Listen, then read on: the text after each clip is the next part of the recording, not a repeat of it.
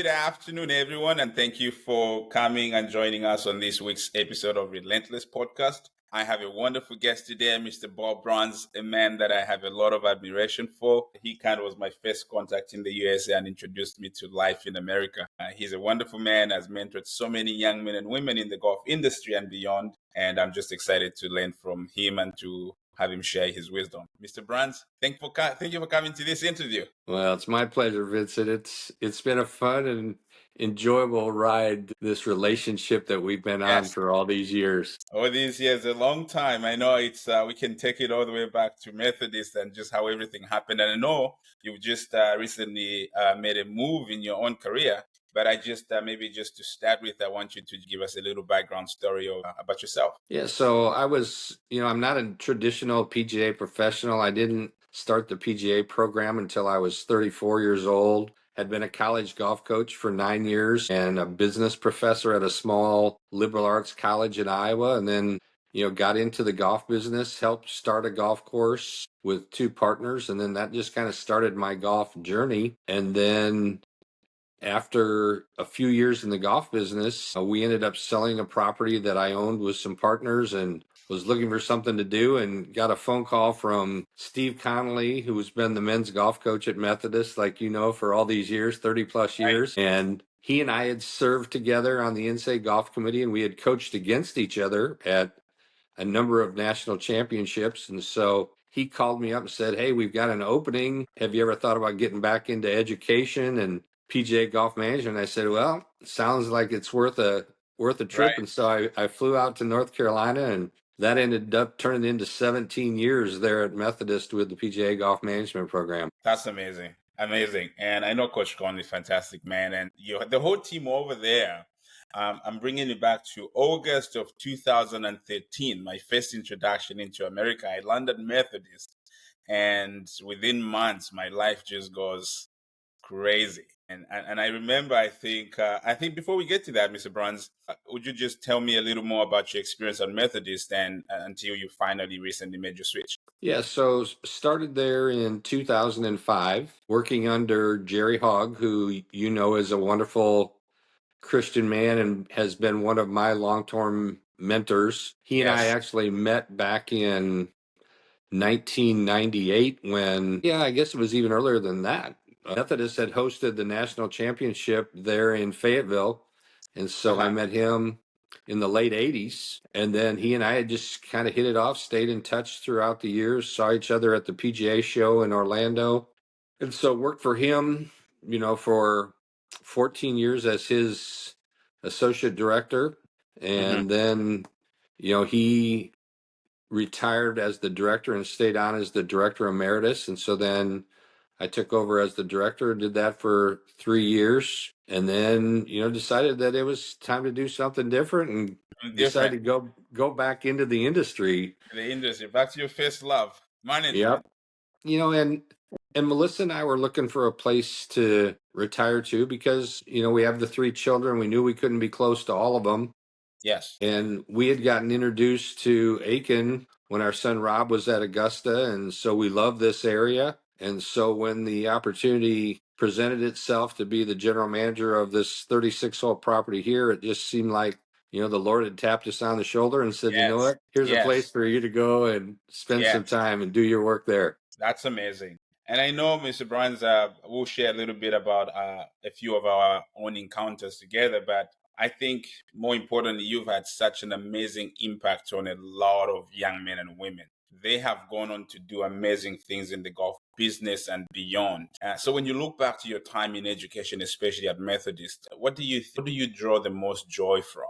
Because you were able to see some of these young men and women come through. What's that experience for you? Well, and like you and I have talked, Vincent, the fun part about the students at Methodist, the vast majority of them came from middle income families, lower middle income, where mom and dad were hardworking. Yes. And, they sacrificed for their son or daughter to come to school because, as you know, it wasn't cheap to go to a private school. And so those young people that came to our program, so many of them came with a great work ethic.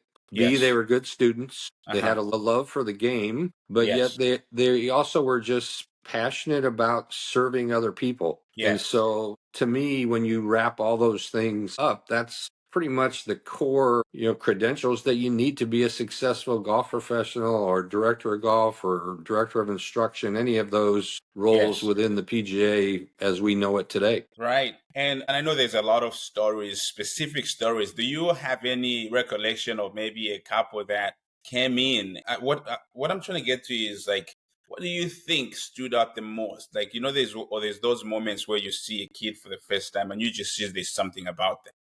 What were some of those things you were able to see in the very initial stages of your recruitment? Uh, There were some of those students that just had a personality about them that people were attracted to them.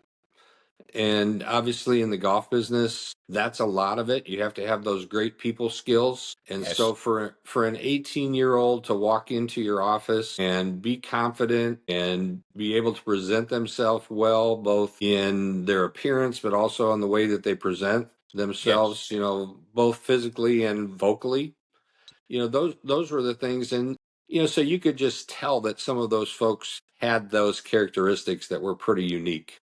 Right. And so, yeah, there's a few unique stories. Some of them, have gone on, like you said, to do great things, and a lot of them have, started in golf and now have ventured into other fields and are being very successful in those fields as well. They've gotten recruited out of golf by, the people that they met through golf. Right. I think one of the things that I think I remember vividly in my time at Methodist was I think one of my initial classes, Coach Conley sat us in the class and we saw like a 2-minute video of Eric Thomas, and it was a video about Eric Thomas talking about how bad do you want it.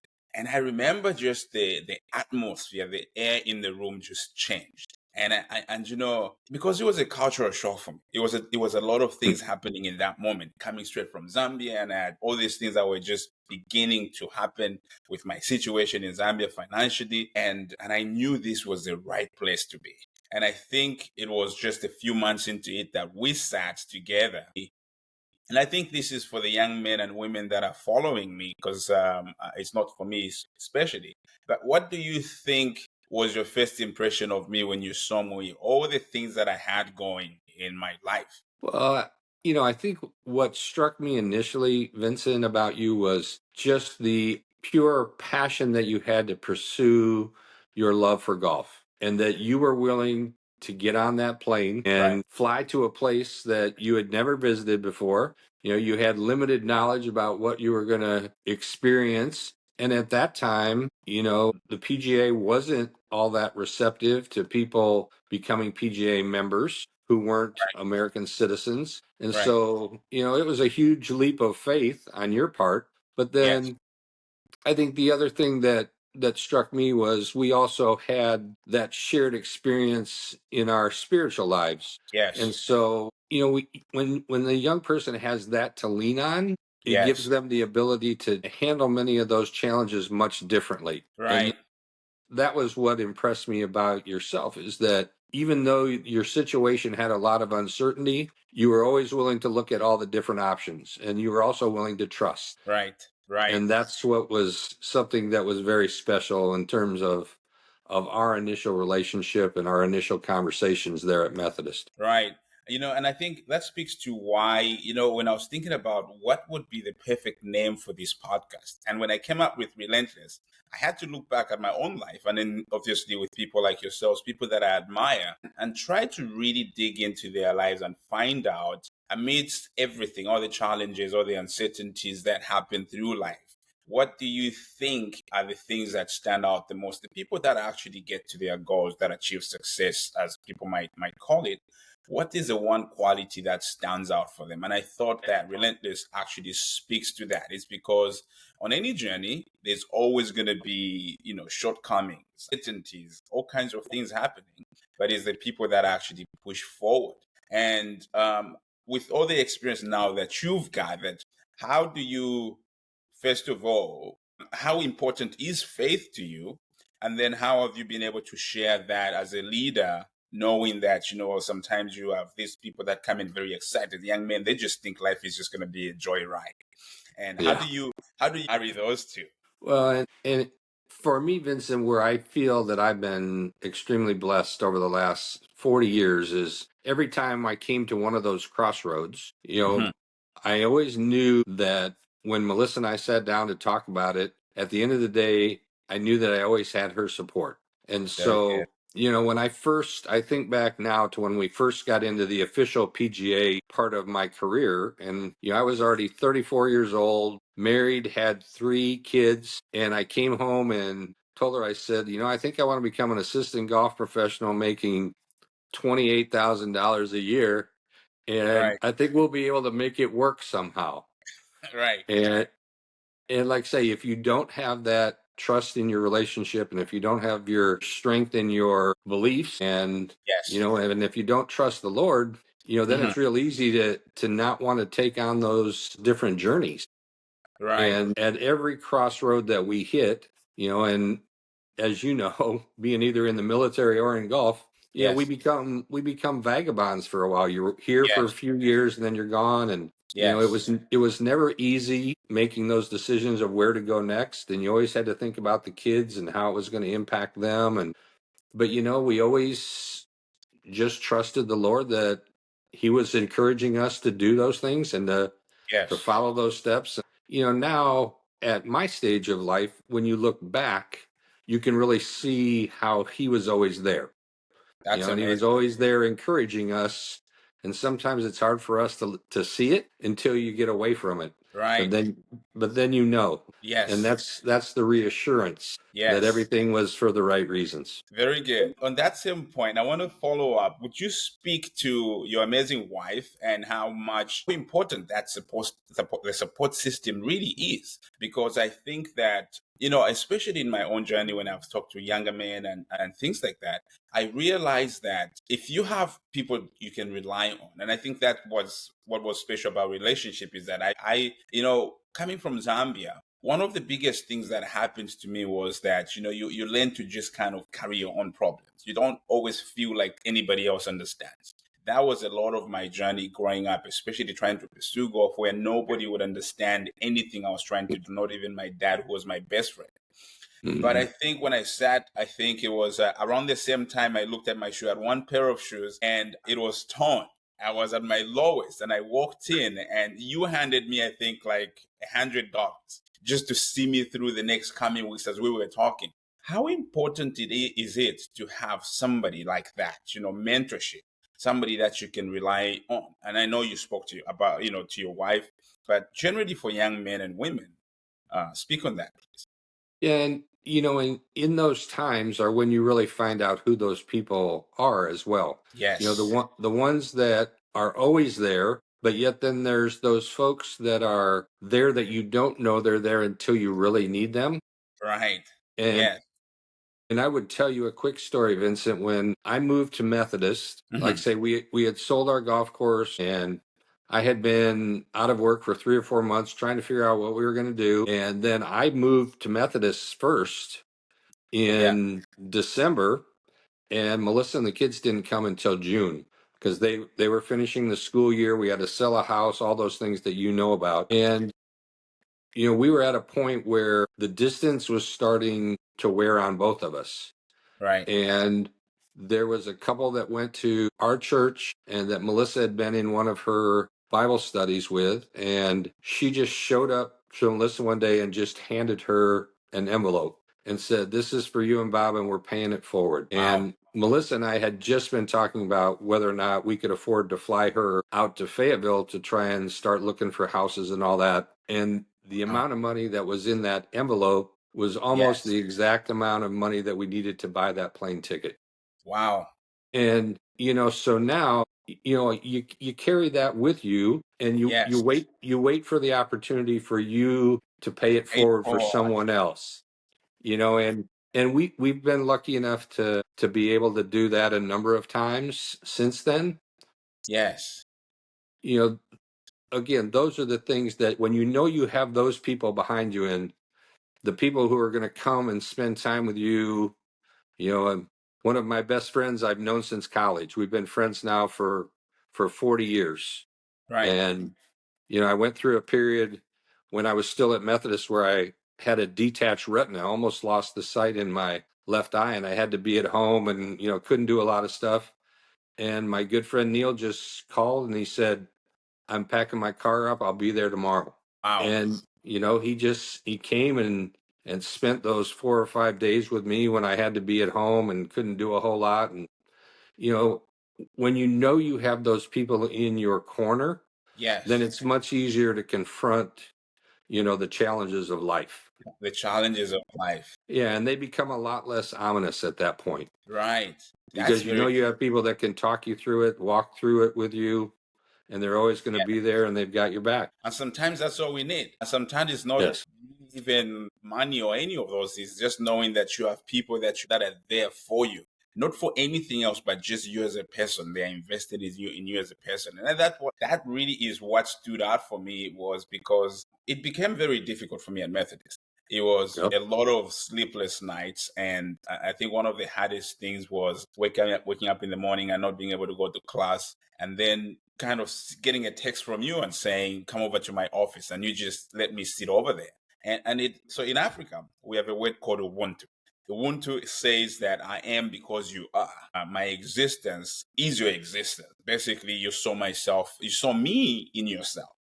Mm-hmm. And so now that a lot of those values are connected to faith. Tell me about your faith journey. And I know you've been very instrumental in making sure that Methodist had that strong faith foundation, especially in the golf program. Tell me about your faith journey. Well, I was lucky, Vincent. I grew up in a small town in Iowa of 1,000 people. I had a number of family members, a couple of my great uncles that were ministers in the Lutheran church, and my grandfather helped start the church that I grew up in. And so, it was normal that, on Sunday you were up and you were at church, or you were at Sunday school, or you were there at youth group, or you went to church camp. Or so for me, I really didn't know any different. Right. So I had always been around but then I think, as you get to be a young adult and you have to start making those life decisions, that's when you really start to decide what your true faith is going to be. And at the time we were living in Pella, Iowa, and we were going to a church, and I remember we had a group of us from our church. There was probably 20 of us guys that decided to go to a Promise Keepers meeting down at Kansas City at Arrowhead Stadium. Mm-hmm. And, we went to a second one that was in Des Moines at Veterans Auditorium. And as you were a part of those programs and you saw the impact that they started to have on people's lives, and then that helped build that core group of people who became some of our closest friends that had a common, faith walk. Mm-hmm. It just made it that much easier for us to start to grow in that part of our lives. Right. So then when I got to Methodist, like say Mr. Hogg and I had become good friends, and he's one of the most giving and godly men I've ever known in my life. Mm-hmm. And, he came to me and said, Bob, I want you to know that the lady you're replacing used to run the PGM fellowship class. And he said, I think you need to take it over. Wow.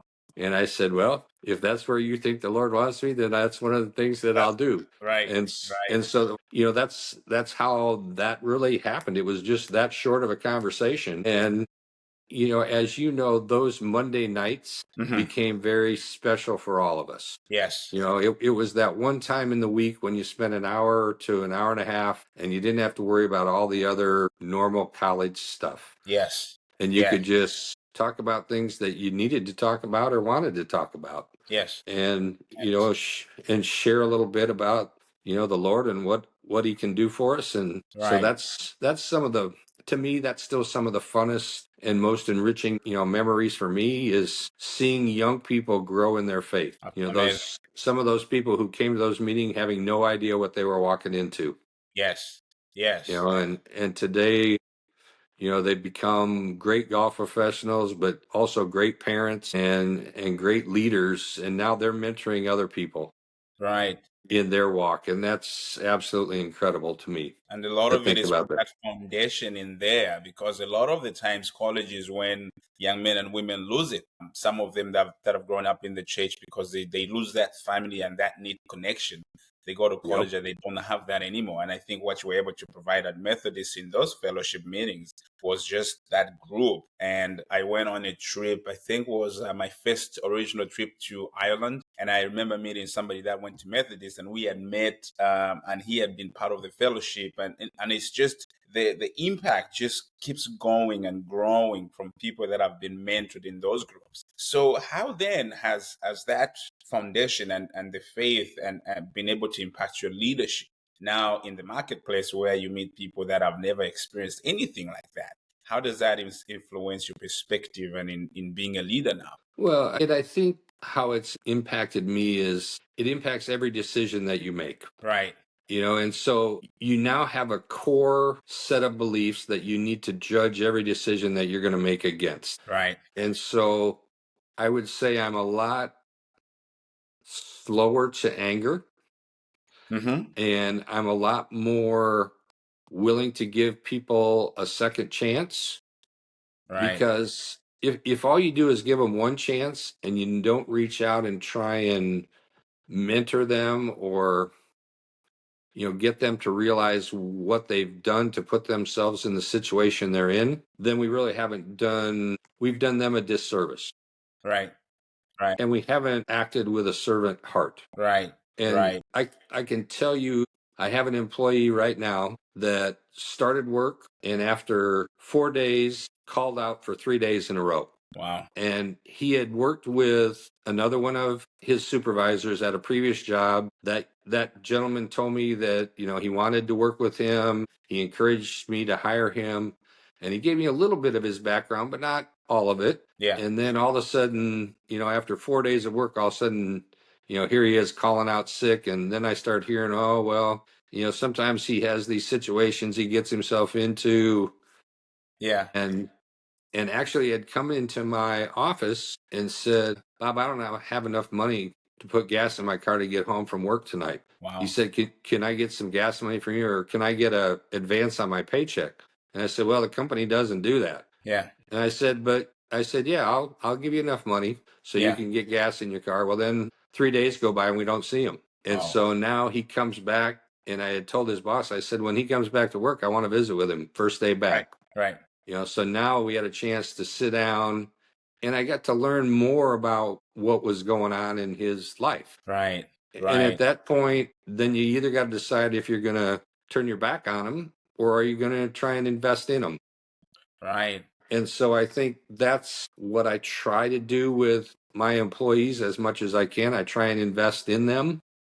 Yeah. And hopefully when they see that I'm willing to invest in them, they're willing to invest in the company and into the club. Right. So you're showing a lot more grace. Yes, absolutely. A lot of the times you don't even have to. I mean, like it's interesting. So what's the best advice you've ever received? Boy, that's a tough one, Vincent. When you think about all the different dynamics, because I'm trying to draw into your leadership experience, which is vast. And I think you've seen I think one of the, like in my own journey, I'm finding that impatience is one of the biggest things that a lot of men and women go through, especially when you're kind of starting up in any career. You want to get to the top so fast. I'm sure your perspective is very different now, and you understand the process, and the hard work, and the connections and networking and all of those things. In that same aspect, what would you have told your younger self then? As a 34-year-old at Methodist with all the things going on. And now you can look back now and say, boy, that was quite a ride, and it worked out really well. But what would you have told? Because I'm sure at 34, with all the things happening, there was a lot of anxiety and, kind of things was happening left, right, and center. Yeah, and I think what I learned is I probably should have trusted the opinions of those people closest to me more. Mm-hmm. Like you said earlier, when we're in our 20s and early 30s as a male, we like to make our own decisions. Right. And that's kind of our time to prove our worth. Yes. at some point, there's a lot of people that have been through similar situations that we really need to listen to. Right, right. Tell And me about so, that. yeah, and and you asked what was some of the best advice I ever got. It was probably, I would share two stories, I guess. One, I was a 16-year-old and a sophomore in high school, and my dad came home and said, "We're going to be moving. I just took a new job." So Mm, here I am, a sophomore in high school. I'm like, I've never lived in any other town. I'm in the same town I was born in, had lived there for 16 straight years. And I right. said, "Dad, I don't know if I want to move." And he said, "Well, we don't have a choice. If I don't take this job, I'll never have a chance to take another promotion." So we packed up and we headed. And I walked into the principal's office with my dad on that first day of high school. And the principal looked at me and he said, "Bob, I'm going to give you some advice." He goes, Uh-huh. "The people who want to be your friends on day 1 and 2 are probably the ones who want something from you. The Mm, people who are going to be your friends after 30 or 60 days are probably the ones that you really want to have as your friends because you got to know them and yes. they understand who you are."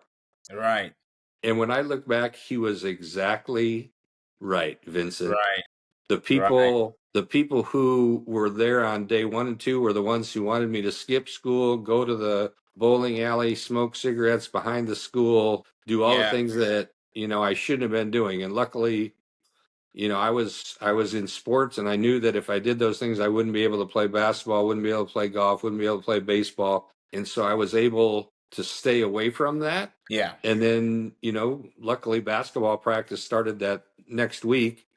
And then those people that I played basketball with became some of my friends because we had a shared love for sports. sport. And then basketball rolled right into golf and golf rolled right into baseball season.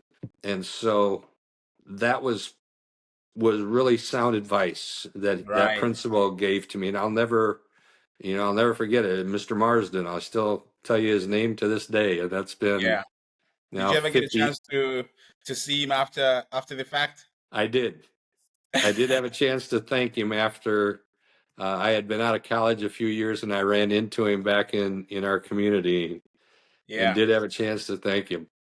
And then the other advice would be from Mr. Hogg. He and I, when we first started working together, he said, "Bob, as long as you make the decision that are in the best interest of the students, they'll never make a bad decision." And so that's what governed us for a lot of years, is we were trying to create a program where we were making decisions that were going to be good for the students and their parents who we knew were sacrificing a lot for their students to be there.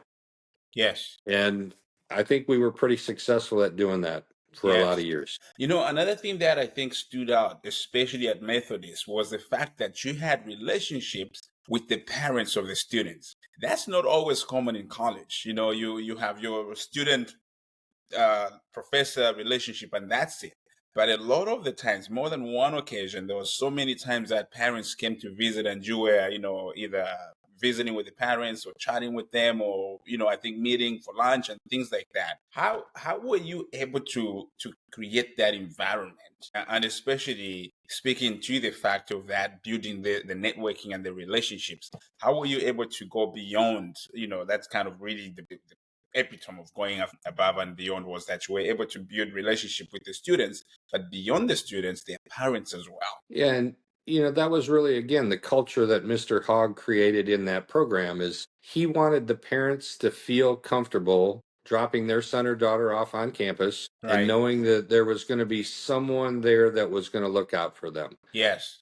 Because we had all been through college. We had all done the crazy things that you do in Hmm. college, but we also were lucky enough that we had somebody that was looking out for us. And Right. so that was something he always instilled in us. And so he felt that if we created a good relationship with the parents would feel comfortable going through the sacrifice that they needed to go through to send their son or daughter to us. Right. And then, his promise was that if you send your son or daughter here, when they graduate, we'll make sure they have a job. Right. And, Yes. when you look at the demographics of things and, there's still, half of college graduates that don't have a job when they graduate. Yes. And for some of them, it takes 6 to 12 months to find a job. Well, at Methodist, we never had to worry about that. If you Right. graduated from the program, you were going to get a job within, one semester of graduation, and if you wanted to be in the golf business. In the golf business. Yep. Yes. And that And to so, that same fact, one of the things that we had, I think, in one of the original meeting was just I remember we had a meeting in the hall and it was a dinner. It was a dinner where it taught us everything between sitting on the plate, mannerisms around the country clubs and all of these things. What do you think makes it possible that you were able to build all these relationships in the golf business? And speaking to that from a kind of like a different perspective, what are some of the key values that promote those relationships, being able to build relations that can network? Yes. well, and I think, it started with the recruiting process where you got to meet the parents. And then as the students progressed through the program, you built those relationships through their internships. Right. And so, Mr. Hogg and the staff had done a great job building a network of clubs where those professionals had bought into investing in those students when they were there, whether it was for 3 months or whether it was for 7 months. Yes. And Yes. so he invested the same in those golf pros as he did in those parents of the students. And Hmm. so he taught us how to build those relationships. And so it didn't matter if I was going to the public golf course across the street or whether we were walking into a Marion or Oakmont or wherever. Yes. We were hoping to treat them all the same. And if you treat Yes. people with honesty and integrity and respect, Yeah. and there were times when you had to call up a golf pro and say, "Hey, I've got a challenge for you this year." Yes. Because every golf pro calls you up and says, "Oh, I want your best and your brightest students." Yes. They're not all the best and the brightest students, Right. but some of them are hard workers, and some of them will work circles around some of those that you think are the best and the brightest, and they Yes. just needed that same mentorship, right? Right. And so it was truly a culture that we tried to create and that Mr. Hogg had done an unbelievable job of creating because he had been there he got there in 1988. So he'd been there from Yes. 88 to 2005 when I got there. So he'd Yeah. invested already 17 years in building that culture. That culture.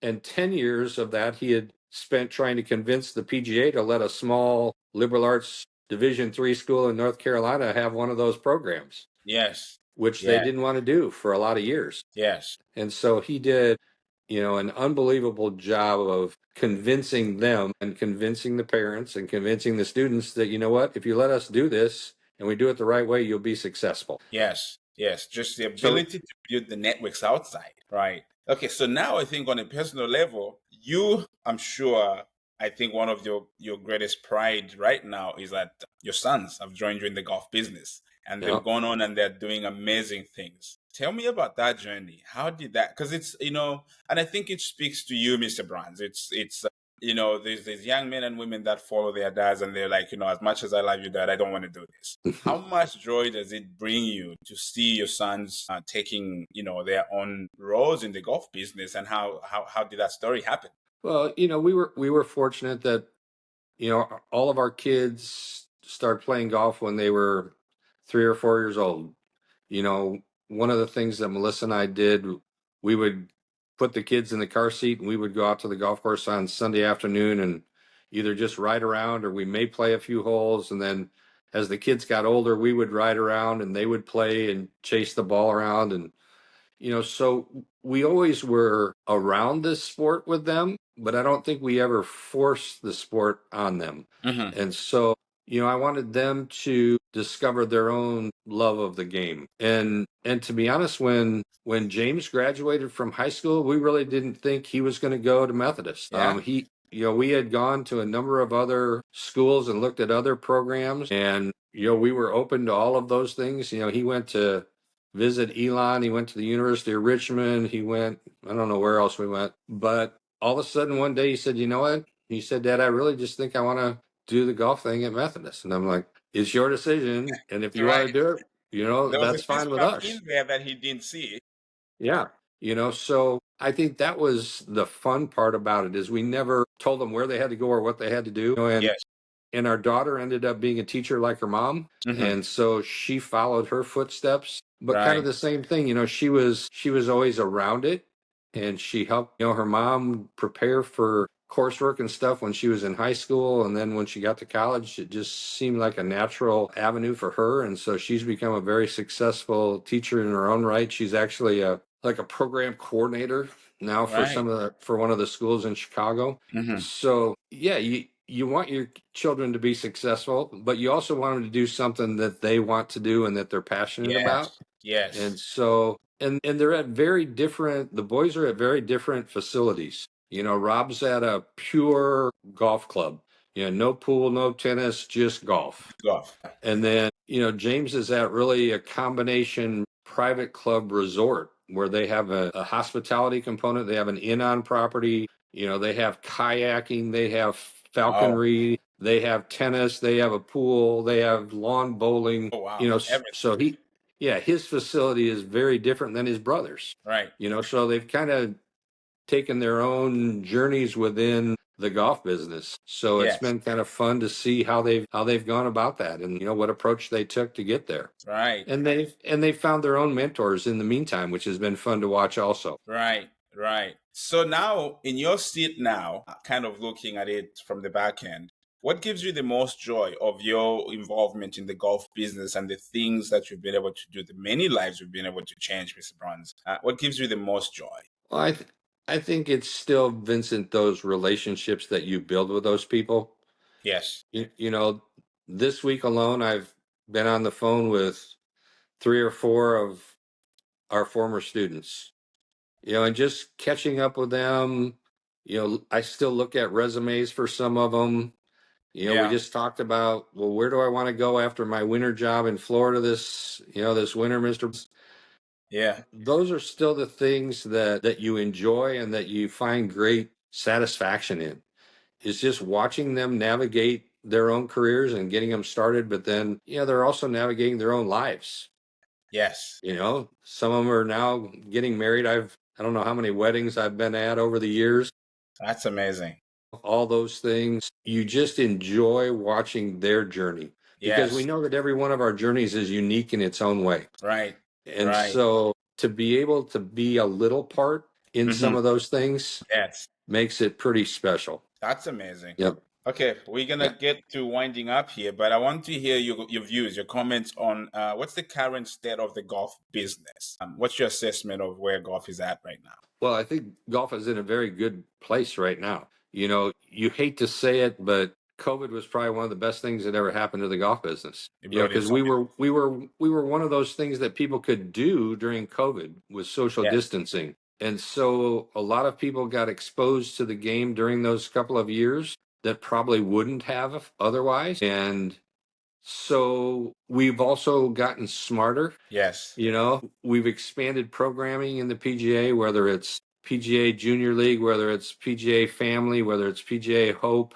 You know, right now I'm involved with a group of PGA Hope veterans here in Aiken. yeah, We're in the middle of our second session. And let me tell you, the joy that you see on yes, their face when they get the ball airborne and start to play the game. I uh-huh, mean, those are the things, Vincent, that still today bring as much joy to me as anything else. right, You know, I still get to be a part of doing some women's clinics at the uh, club, yes, and that's a lot of fun. You know, the kids are always a blast. You know, now I get to invest in my grandkids and hopefully get them exposed to the game. right, But I just think that golf is in a very good place as long as we don't mess it up. right, And I right, think when I say that, I think we just need to be sensitive to the fact that we have to make sure that people can afford to get into the game. right, And right. as long as we give them access on the front end, then Hmm. we'll be okay. We'll have them. Yeah. Yeah. And I think golf is one of those experiences where if you let somebody in and they experience it for themselves, you don't have to bring them in again. They would do it themselves. Yeah. So I'll tell you one fun last story. At my club, I have a lady, Miss Lou is her name. She's Uh-huh. 98 years old. She's going to turn 99 at the end of this month. Wow. And about a month and a half ago now, she had her first hole in one at 98. Really? That's amazing. She had played golf for over 65 years, Wow. and she still plays 9 holes twice a week. At And 98. at 98, and to see her in the restaurant afterwards celebrating that hole in one, was absolutely incredible I think because me and she you will agree she's lived longer because of golf. absolutely, Right. absolutely she has. Right. And because of the relationships with all her friends. I mean, there were 25 other ladies in that restaurant having just as much fun as she was because of her hole in one. Yes, they were very happy for her. Yes. And so she's getting ready to have her ninth birthday party at the club, and she wants to have a live band and a dance for her ninth birthday. I would love to miss Miss Lou. That is amazing. Final Yeah. question, Mr. Bruns. If you could play golf with any three other people, who would it be? Oh, well, growing up, my idol was always Jack Nicklaus. Okay. So I've been lucky enough to meet Mr. Nicklaus a few times. I worked at one of his properties that he designed in Michigan at the TBC at Michigan, so I got to meet him when he was there. So he would have to be one that would be on my list. Yep. But, other than that, just, when I think back to being able to play golf with my dad and my two boys, Yeah. so that we had three generations of us playing. Yes. The only thing that could have made it better is if my grandson would have been old enough at the time before my dad passed away that we could have had four generations playing Right. together. Yes. But yeah, those are the fun parts that you just love. But Yeah. so yeah, Nicholas would be one. Let's see. We'll make it a five-some then. We'll get Robbie and James in there then. Yep. And and then probably being an Iowa boy,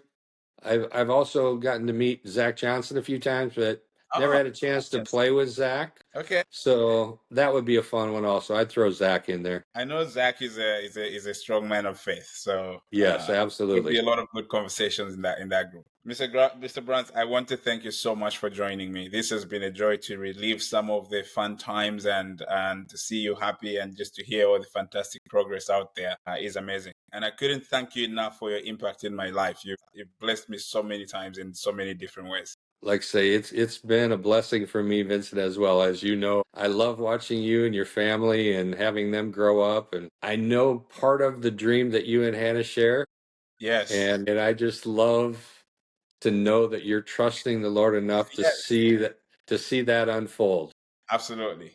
And you know that I'll be there if you need something. Absolutely. I really appreciate it. Thank you so much and give my regards to your family. I surely will, Vincent. Thank you so much. Take care. All right. Have a good day there in Japan. I enjoyed it. Bye. Yep. Good night.